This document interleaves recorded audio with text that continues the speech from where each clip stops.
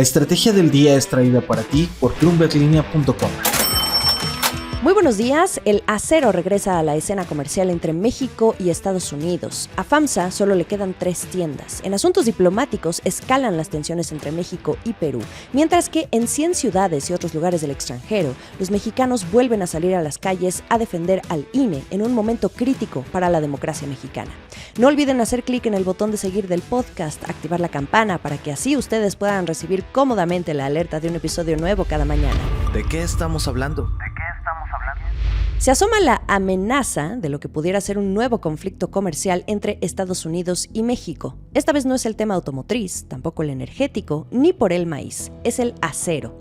La semana pasada, un grupo de 13 senadores estadounidenses, tanto del Partido Demócrata como del Republicano, pidieron al gobierno del presidente Joe Biden que restablezca los aranceles que el expresidente Donald Trump había impuesto en junio de 2018 para frenar el aumento de las importaciones de acero. Un poco de contexto primero. En marzo de 2018, Trump, quien aún gobernaba desde la Casa Blanca, anunció su plan de imponer aranceles al acero y aluminio proveniente de otros países porque el exceso que estaba ingresando a Estados Unidos, especialmente de China, estaba amenazando a los productores estadounidenses. Así que Trump alegó en aquel momento razones de seguridad nacional. Esto también impactaba a otros países, México, Canadá y otros de la Unión Europea, que hasta ese momento tenían exenciones temporales en lo que se resolvía cuál iba a ser el límite para la importación. Sin embargo, el 1 de junio de aquel año se quitó esa exención y se aplicaron los aranceles, del 25% para el acero y del 10% para el aluminio. Todo esto bajo la sección 232 de la Ley Comercial de Estados Unidos de 1962. México, en ese momento aún gobernado por el expresidente Enrique Peña Nieto y con Ildefonso Guajardo a la cabeza de la Secretaría de Economía, aplicó en represalia medidas equivalentes a diversos productos que entraran a México desde Estados Unidos y por un monto que fuera equiparable al daño causado. Un año después, a mediados de mayo de 2019, y ya entrado el primer año del gobierno del presidente Andrés Manuel López Obrador y con Graciela Márquez en la dependencia, se logró que Estados Unidos aceptara eliminar estos aranceles en su totalidad y sin mediar cuotas. De hecho, en medio de esta situación estaba pendiente la ratificación del nuevo tratado entre México, Estados Unidos y Canadá, que es el TEMEC. Bueno, de vuelta al presente, este grupo bipartidista de senadores ahora está pidiendo celebrar consultas con México bajo el argumento de que están mirando un aumento de casi 7 veces en las importaciones de conductos de acero que son utilizados para la construcción. Están sugiriendo aplicar cuotas, pero también plantean la posibilidad de los aranceles que se aplicaron en la era de Trump. Según datos del Departamento de Comercio estadounidense, las importaciones de acero de Estados Unidos desde México en 2015 eran de 2.5 millones de toneladas métricas. Para 2022, esta cifra subió a 4.8 millones de toneladas métricas. Ahora, también hay que tomar en cuenta que Estados Unidos exporta mucho más acero a México que México a Estados Unidos. Entre 2017 y 2022, el excedente total estadounidense de acero ha sido de más de 6 millones de toneladas. Y esto ha seguido creciendo por la disrupción de las cadenas de suministro a partir de la pandemia. Del lado mexicano, el Senado ya está pidiendo a la Secretaría de Economía, ahora a cargo de Raquel Buenrostro, el comenzar a recabar información sobre las exportaciones estadounidenses a México para estudiar entonces medidas de represalia si se vuelven a imponer los aranceles. En pocas palabras, pues estar preparados. En un posicionamiento, la Cámara Nacional de la Industria del Hierro y del Acero, que es la Canacero, dijo que los senadores estadounidenses parecen amenazar con interrumpir los esfuerzos de ambos países por cooperar en el acortamiento de las cadenas de suministro para mejorar la seguridad nacional, el crecimiento económico y el empleo. Atentos a cómo evolucione esto. En otras noticias. Una actualización sobre Grupo FAMSA, la que alguna vez fuera una de las cadenas minoristas más importantes de México, compitiendo con Electra o Coppel en la venta de muebles, electrodomésticos y línea blanca. Bueno, pues FAMSA se desmorona. El termómetro está en el número de tiendas que tiene actualmente en operación. Hoy solo hay 3 en toda la República Mexicana que mantienen abierta la cortina. No hay capital. En sus mejores momentos, FAMSA operaba más de 400 tiendas. A finales de 2022 operaba con 69, pero entrando 2023, entre enero y febrero, FAMSA ya cerró 66 de esas tiendas. De acuerdo con detalles en su reporte financiero al cuarto trimestre, cerró en total 99 tiendas. La empresa que fundó el regiomontano Humberto Garza González en 1970 hoy no tiene el flujo necesario para mantener la operación del negocio en marcha. Así lo comunicó la empresa a los inversionistas.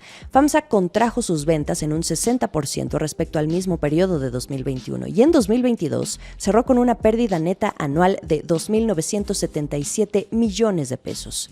Hoy la compañía está entregando los locales cerrados a los arrendadores, a quienes ya no puede pagar. Está estableciendo convenios, pero también acuerdos con los trabajadores para evitar problemas laborales.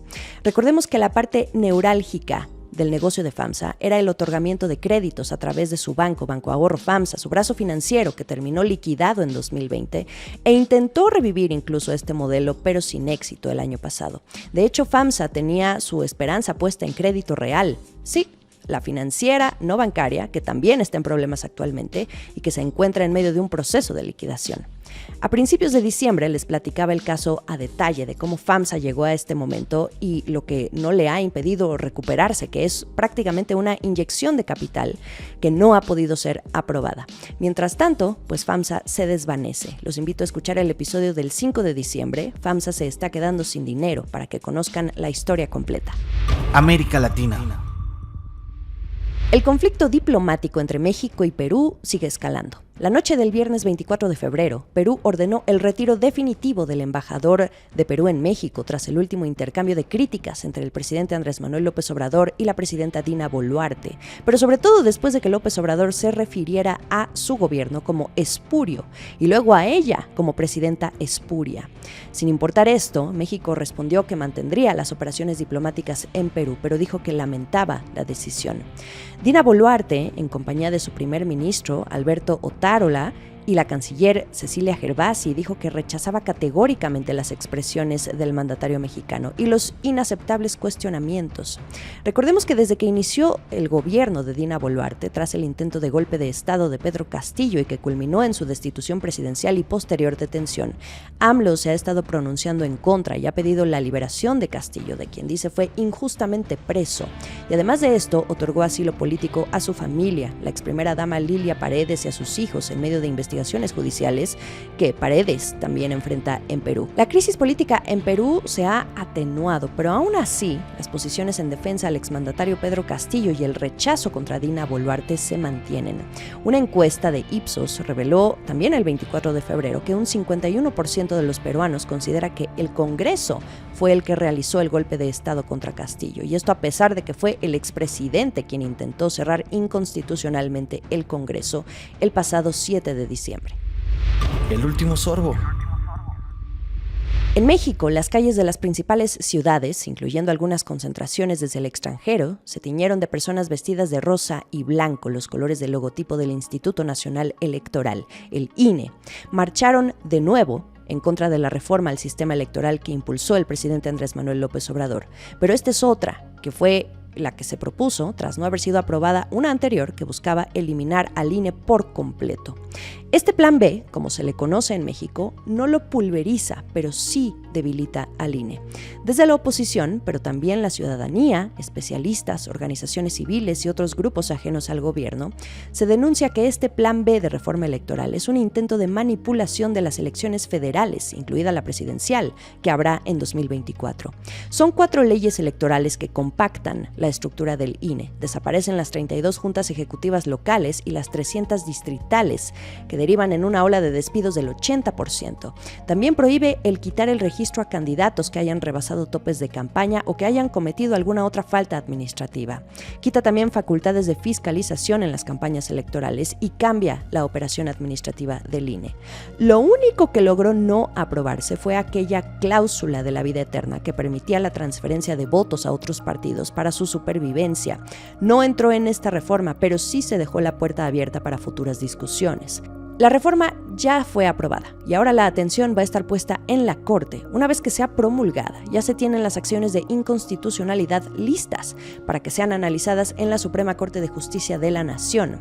Allí estarán puestos los ojos ahora porque es la última instancia para frenar esta reforma. El objetivo es impugnar el Plan B y se necesitarían los votos de 8 de los 11 ministros, a quienes también hay que mirar muy de cerca. En la primera semana de 2023, Norma Piña hizo historia al convertirse en la primera mujer en presidir la Suprema Corte. Más allá de este gran hito, su elección significó un alivio entre la opinión pública por su historial, su objetividad y su defensa de la autonomía judicial. Desde sus primeras palabras y actos, Piña marcó una clara separación del Poder Ejecutivo. El máximo tribunal del país, sin embargo, tiene algunos ministros vinculados al presidente López Obrador, como Loreta Ortiz y Yasmín Esquivel, la ministra que se encaminaba a ocupar la presidencia de la Suprema Corte, pero que terminó en medio del escrutinio por el plagio a su tesis de licenciatura y ahora también de la doctoral. Hay otros ministros que también fueron propuestos por López Obrador, como Juan Luis González Alcántara y Margarita Ríos Farjat, la ex jefa del SAT. Sin embargo, ambos han sabido marcar una clara distancia del presidente. Esto se ha reflejado en sus intervenciones y votaciones. La semana pasada, otro ministro de la Suprema Corte, Alberto Pérez Dayán, suspendió la entrada en vigor de esta reforma en Coahuila y el Estado de México, que son los dos estados donde va a haber elecciones a gobernador este año. Fue a partir de 7 acciones de inconstitucionalidad que promovieron los partidos políticos de oposición. El ministro Pérez Dayán argumentó su decisión en que esto podría causar afectaciones irreparables al sistema democrático mexicano. De ahí el poder de convocatoria la mañana del domingo 26 de febrero en más de 100 ciudades.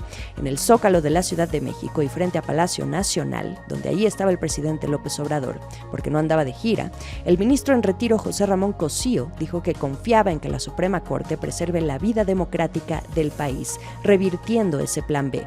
Otra intervención fue la de Beatriz Pajés, periodista y política mexicana, quien expresó que López Obrador utilizó al INE para llegar al poder y ahora quiere matarlo, ya que el gobierno federal huele su derrota.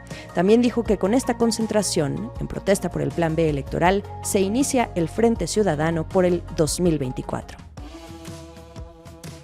Iniciamos una nueva semana, se nos terminó febrero. Sigamos el resto de la información a través de bloomberglinea.com. Ya saben que también pueden encontrarme en Twitter, @JimenaTolama, y para seguir platicando por allá, o también a través de @laestrategiamx.